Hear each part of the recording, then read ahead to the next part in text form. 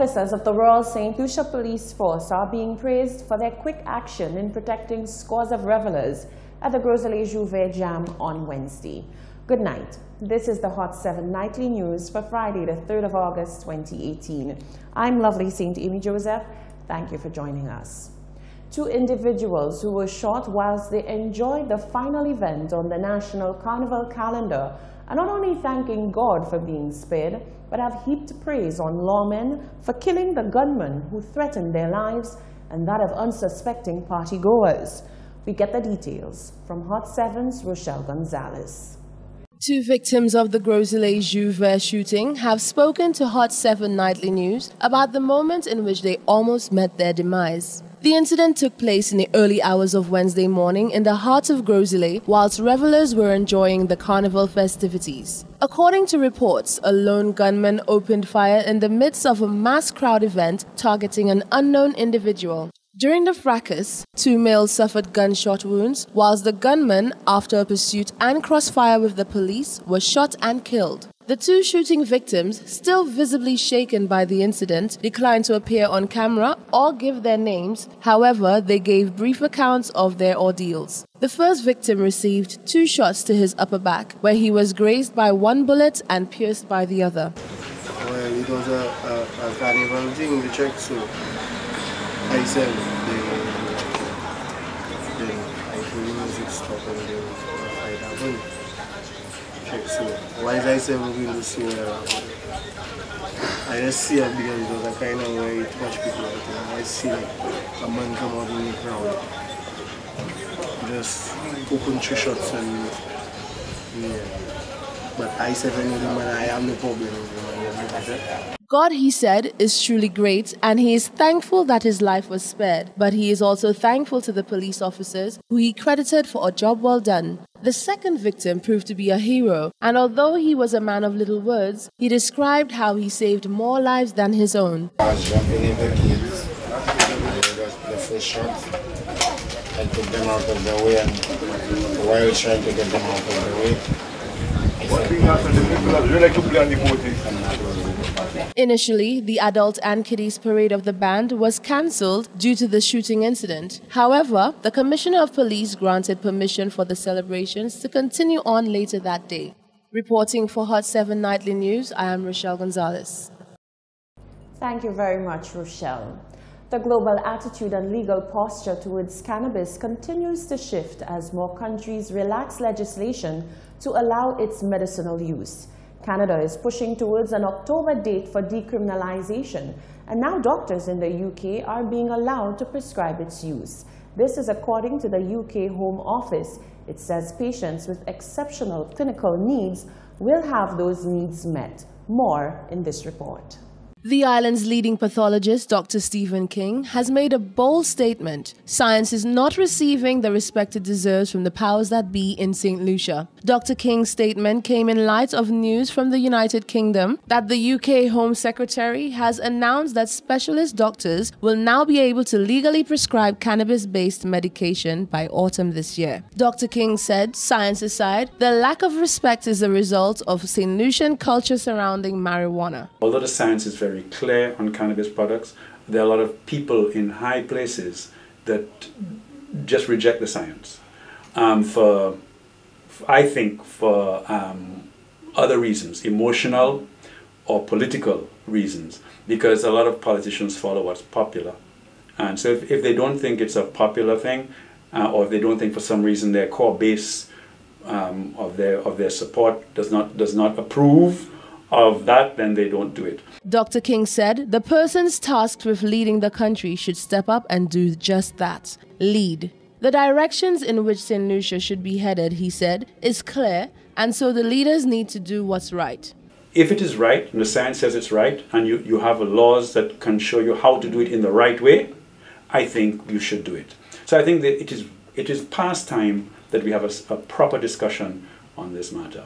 Dr. King said the course of action should go further than decriminalization, which is the route already taken by other countries.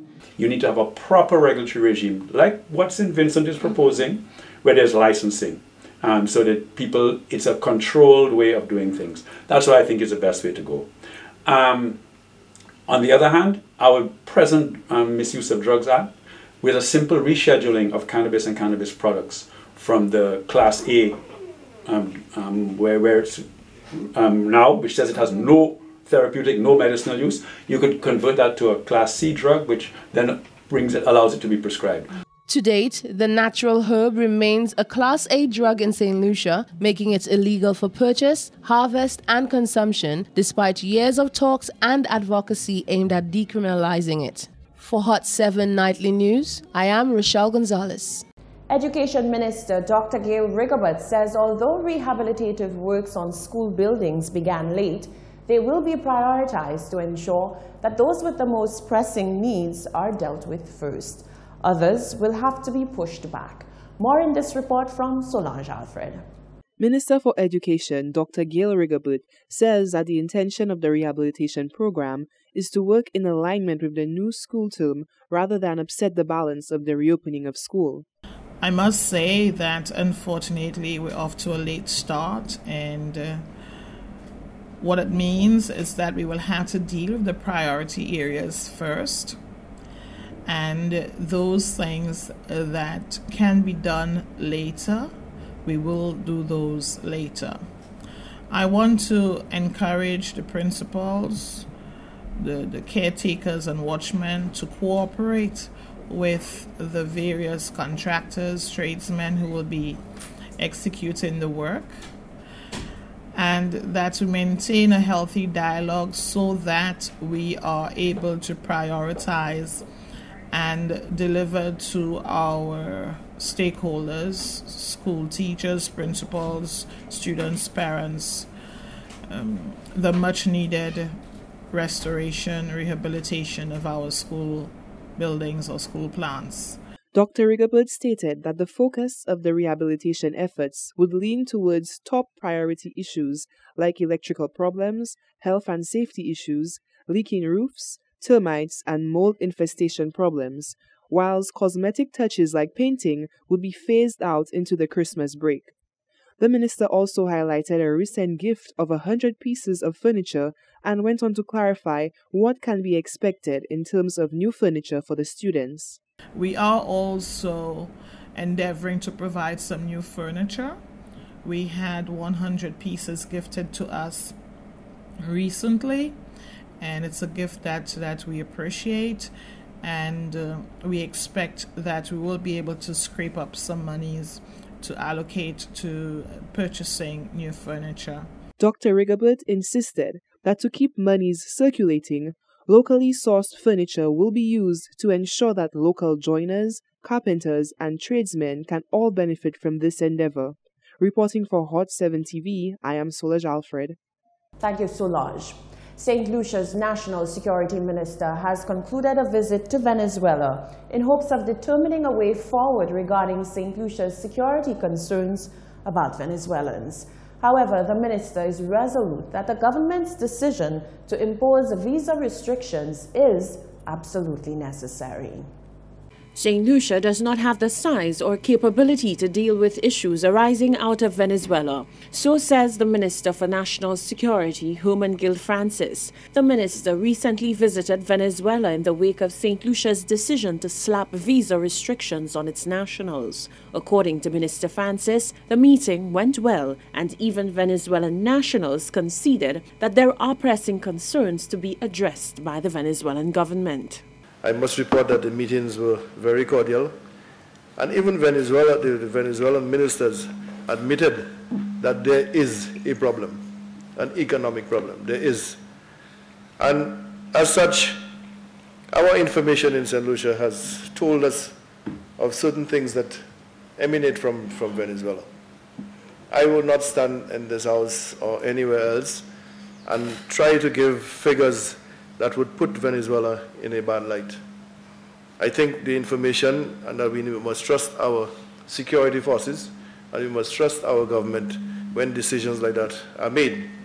It does not serve any purpose to go and victimize Venezuela any further by giving figures as to the number of drug shipments that have come here, the number of firearms that we have recovered, and so on. It's a known fact. Minister Francis says Venezuela still has a friend in St. Lucia, but in the same breath he says that friendship will not stand in the way of the government's efforts to protect St. Lucia's borders and its people. A committee has been formed with 2 ministers from Venezuela, and Minister Francis says frequent meetings will be held to try to determine a way forward on improving the issues. The exodus of Venezuelans to the Caribbean is well documented. Trinidad is taking punitive action against Venezuelans. Guyana is in uproar. And it is only prudent that we as a government try to protect our people in St. Lucia. Trinidad and Guyana has the size and maybe have the ability to accept those individuals. But St. Lucia, imagine 1.5 million people coming to your country, which is populated by only 180,000. How do we survive that sort of influx? So it is, and I made a statement that the St. Lucia government and the people of St. Lucia are still friends of Venezuela. We accept and recognize that Venezuela has assisted St. Lucia. In announcing the visa requirement policy plan, Prime Minister Alan Shastney said it was a necessary security measure to ensure protection of St. Lucia's porous borders. He said he remained deeply concerned about the security threat to St. Lucia and the region from the Venezuela situation. Stay tuned to the Hot 7 Nightly News. We'll be right back after this break.